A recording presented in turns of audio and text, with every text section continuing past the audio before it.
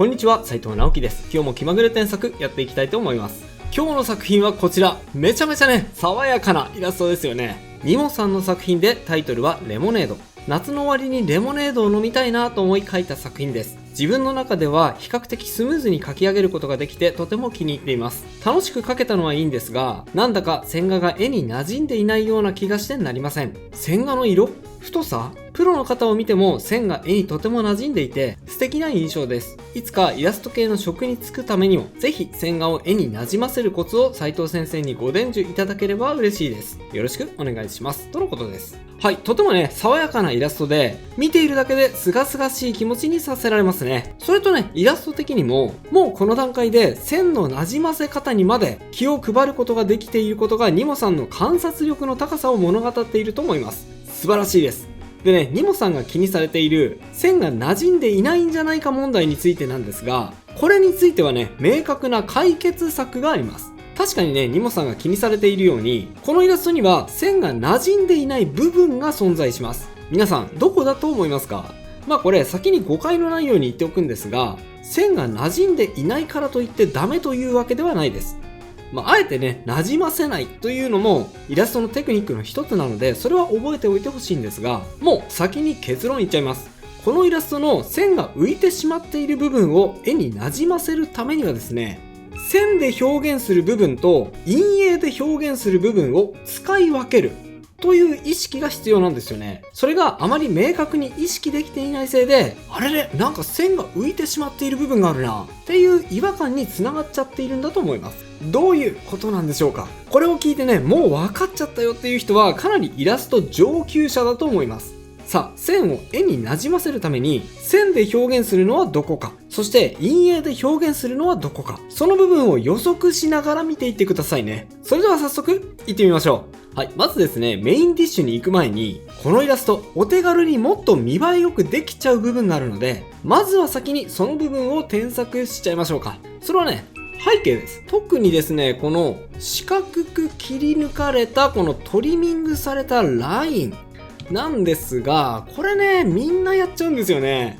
ニモさんの場合には少し工夫を施して、こんな風にね、チョークで描かれたような、そういう端っこの処理をしているんですが、このイラストとチョークってあんまりね、関連性がないので、少しね、苦し紛れ感があるっちゃあるんですよね。同じくり抜くにしても、絵と関連づかせてあげると、それだけでかなりおしゃれな感じになります。例えば、こうです。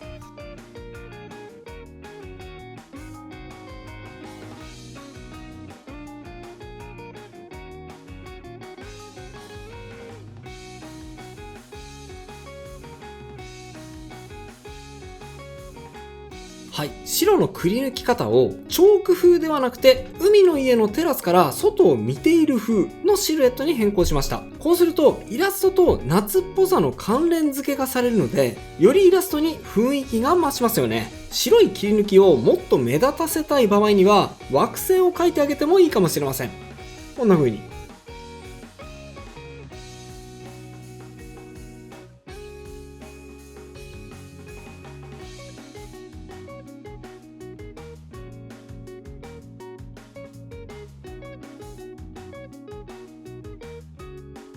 はい、こんな感じ。関連付けが弱いと困ってね、無理やりこう処理しちゃいましたみたいな感じが出ちゃうんですが、これで白い部分にも必然性が生まれて絵に一体感がぐぐっと増すと思います。それとですね、次はレモンの配置でしょうか。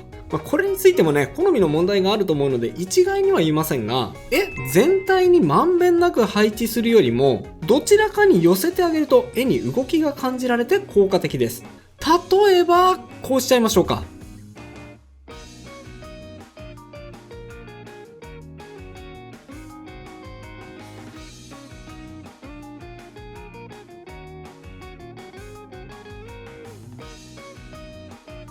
はい、イラスト上半分にレモンを集中させました。こうするとレモンがふわふわ浮かんでいるようなバランスになるので、どことなく浮遊感があるような軽やかな印象を見ている人に与えられます。このイラストはもともと髪の毛がね、こんな風にふわふわっとたなびいていて、風を感じられるような絵作りがされているので、全体的に軽やかな印象に持っていくとすごく絵が生き生きしそうだなというふうに予想します。なのでね、これから加えていく調整も軽やかさというキーワードをもとに行っていきますね。それとレモンの書き込みについてなんですが、もしもう少しレモンの存在感を強調したいなという場合には、もう少し書き込んであげてもいいかもしれません。こんな風に。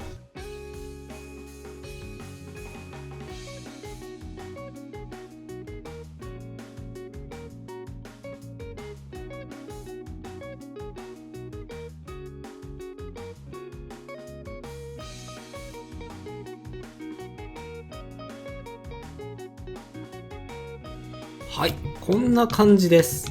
レモンの果肉の部分をもう少しだけリアルに描写してみました。これは元々のイラストのようにレモンをね、イメージ背景のようにわざと崩して描くこともできると思うので、そこは好みによって選んでみてください。さて仕上げにこの三角のパーティクル、このバランスも今修正した配置に合わせて変更してみましょう。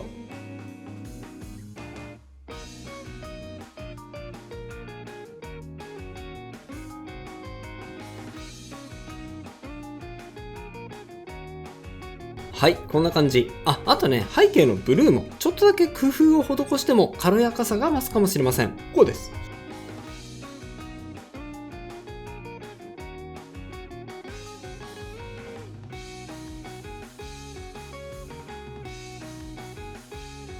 はい、背景のブルーを下に行くに従って薄いグラデーションをかけてみました。下を薄くすることで浮遊感が生まれますので、このイラストの軽やかさをより強調できると思いますね。背景については以上です。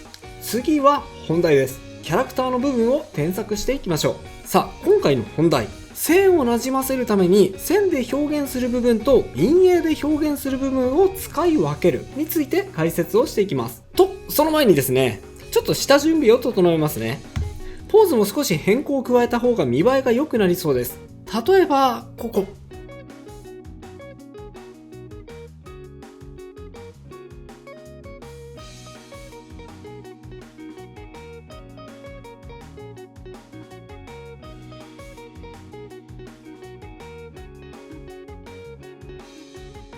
はい、首の角度を直してみました。ポイントはですね、目の高さです。目の高さがこう水平に揃っていると動きの少ない絵に見えがちです。場合によってはそれでもいいんですが、このイラストの裏テーマは軽やかさですから、より軽やかに見えるようにこんな風に目の高さを少しだけ水平からずらして修正してみました。あとはちょっとここも不自然に見えちゃいますね。修正します。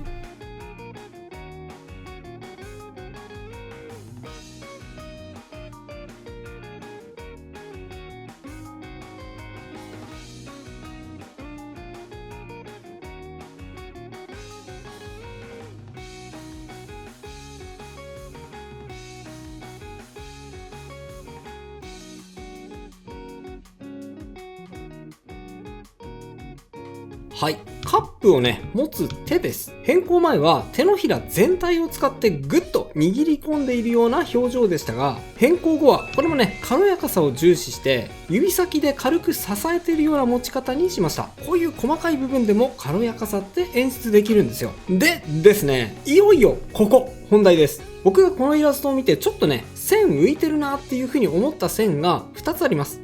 そのうちの1つがこの鎖骨の部分。この線ですね。この鎖骨の線をなじませるためにはどうすればいいのか。僕だったらね、こういっちゃいます。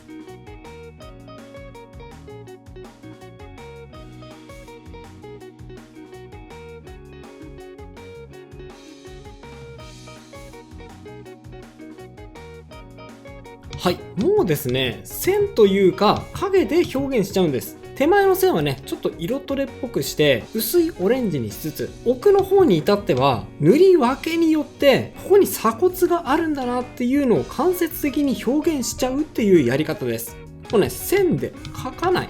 さっきの線、なんで浮いていたかっていうと、鎖骨の凹凸って他の部分の凹凸に比べたら急激な凹凸がついているわけじゃなくて、比較的ね、滑らかな凹凸じゃないですか。でも表現として他の部分と同じように線で表現してしまっている。そうすると見ている人は、あれここってもうちょっと滑らかな起伏なはずなのに、なんかバキバキに段差がついているように感じるな。ちょっと変かも。っていう違和感を感じてしまって、それがね、違和感につながってしまうというわけなんです。なので今言ったように、滑らかな起伏を表現する場合には線ではなくて影で表現してあげると絵に違和感が生まれづらいっていうわけなんですよね。そう言われると分かりやすいでしょう。さてもう一箇所気になる部分を修正しましょうか。勘がいい人はもう分かったかもしれません。ここですね。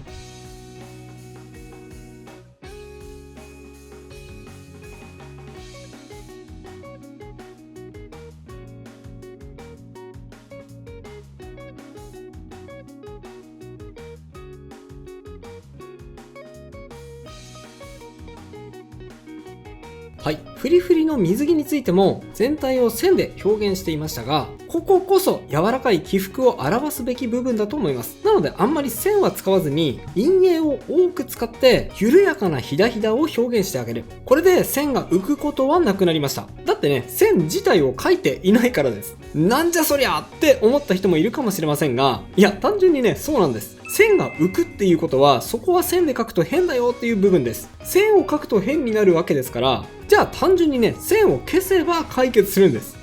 ね、単純でしょ？さあ次はまだちょっとここに違和感がありますね。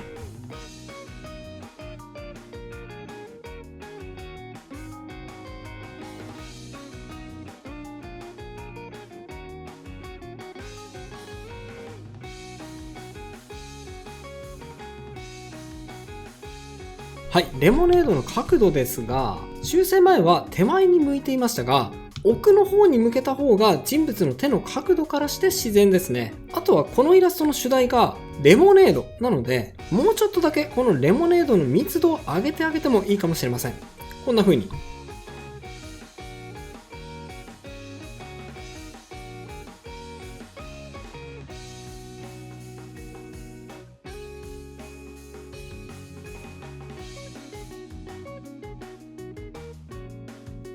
はい、氷をですね、書き入れて密度を上げてみました。変更前はね、コンビニで売られているような容器だったので、これに氷が入っていると不自然ですよね。なので蓋の形状も店頭で売られているような感じに変えてみました。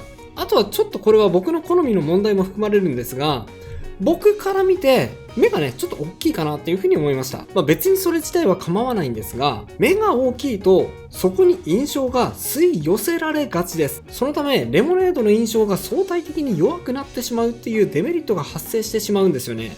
なのでバランスをとって少し目を小さくしてあげた方が主題であるレモネードも同時に引き立つかなというふうに感じます。迷いどころですが、例えばこのぐらいでしょうか。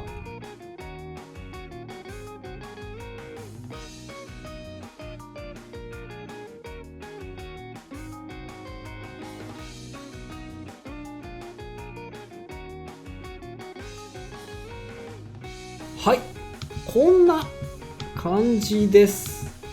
はい。でね、目を小さめにして印象が弱くなりすぎたなっていう時には、ハイライトを少し足して印象を調整することもできます。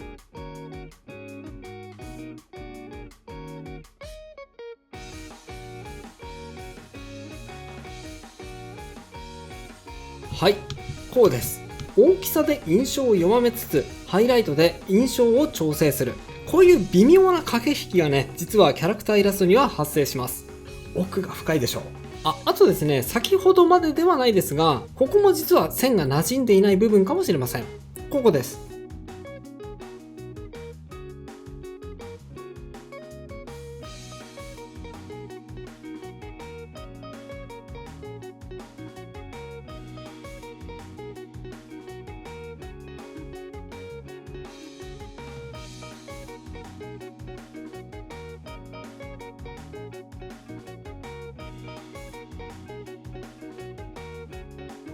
はい、特にですね、鼻の凹凸は滑らかなので、真っ黒な線で描いてしまうと線が浮いてしまう場合があります。あと唇なんですが、ストローを全部グッと押し込んでしまうとちょっとね、表情が消えてしまっている感じがあったので、これまた微妙ですけど、唇にそっと触れるぐらいの寸止め感を出してみました。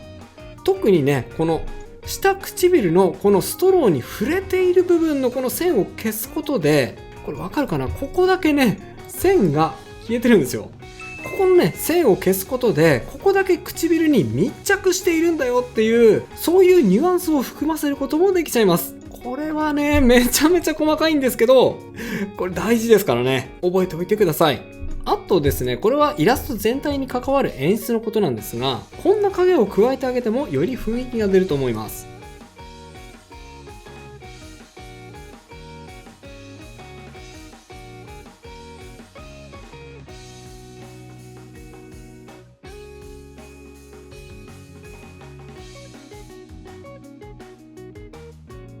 はい、ヤシの影をキャラクターに落としてあげました。白抜きのシルエットにもヤシを使っているので、このキャラがどこにいるのか、こんな部分でも表現できちゃいますね。影を追加したので、ついでにもう少し影を落としたい部分を追加します。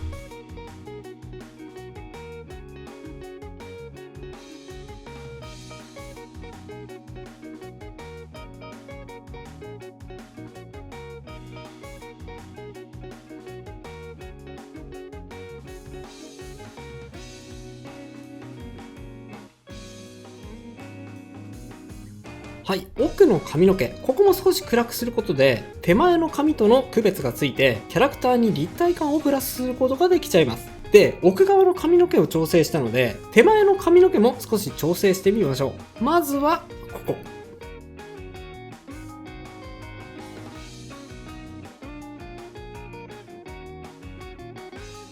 はい、髪の毛のハイライトを強めました。こうするとハイライトの部分はさっきよりとは逆に手前にグッと持ち上がってくる効果があります。より立体感が強調できるっていうわけですね。あとはここも僕の好みではあるので共感できない場合には無視しても大丈夫です。ちょっと失礼。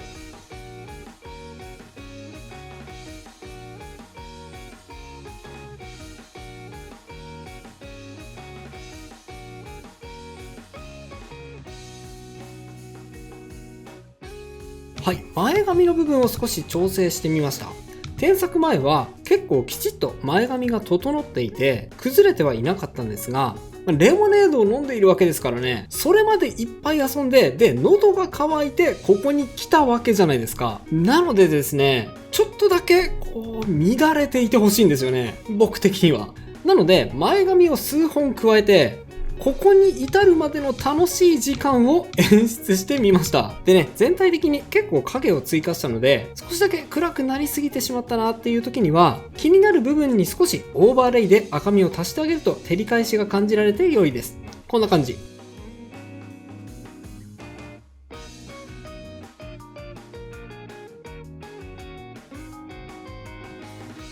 はい、キャラクターの部分は以上ですね。はい、そして最後の仕上げに手前にも三角パーティクルを少し追加して吹き上げる爽やかな風を演出してみましょう。